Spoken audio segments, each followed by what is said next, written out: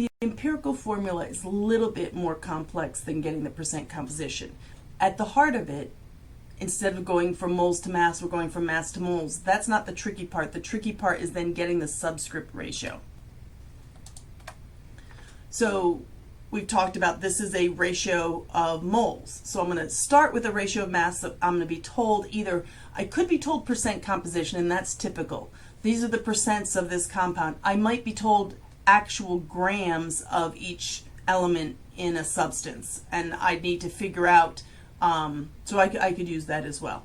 I would just, so the idea is that if I'm given a percent composition, I want to pretend I have 100 grams of this formula. So then that means 25% X means 25 grams of X. So that's how I'm going to get my mass.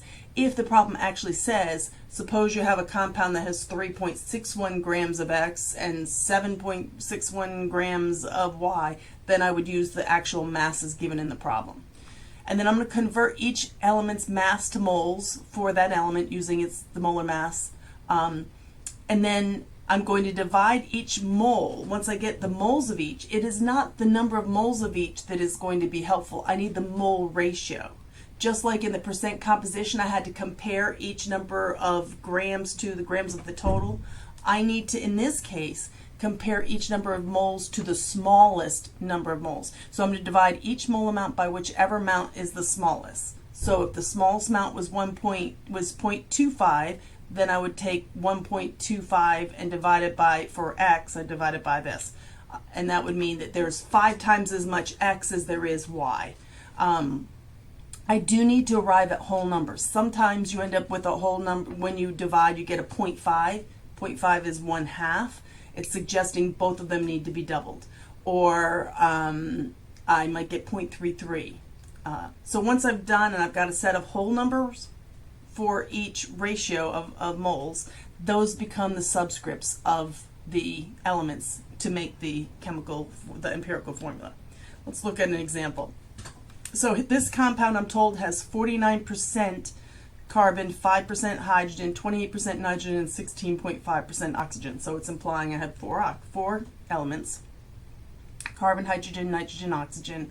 I'm going to take that. If I had 100 grams of this sample, then 49.5% of the is carbon, so that'd be 49.5 grams. So I take my percents and I convert, and they become the masses. I want to divide by the molar mass to get the number of moles.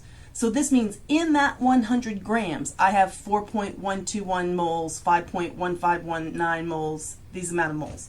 So this is not particularly useful. What is useful is I look and I see, it seems like I have the smallest amount of oxygen in this. So we make the assumption that, well, what if there's 1 oxygen in this formula? So I divide all of these by 1.031, and I see that this becomes 4, this becomes 5, this becomes 2, this becomes 1.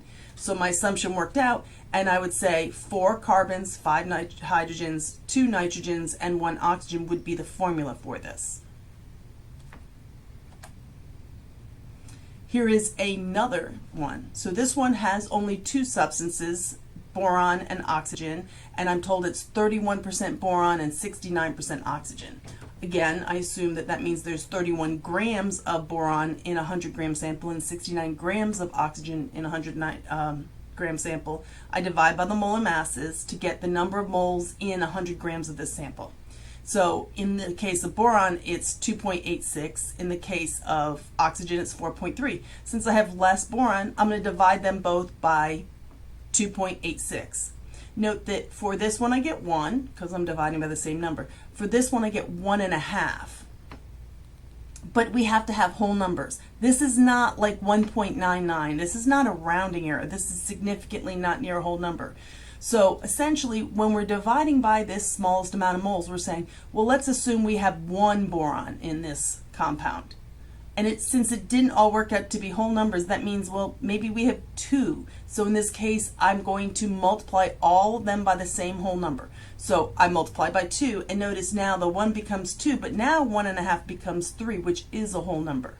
So that means this is B2O3 would be the chemical formula for this. So if you do not get, after you divide by the smallest number of moles, if you do not get whole numbers, you start taking all of those the numbers that you had come up with, and you try multiplying. Well, what if I double them all? Then are they all whole numbers? If that doesn't work, try tripling them all. If that doesn't work, try quadrupling them all. We're not going to have ones where it's more than those. So either they come out to be whole once you divide by the smallest number of moles. Either they all come out to be whole and you're done. If they're not whole, you start trying, well, what if I double them?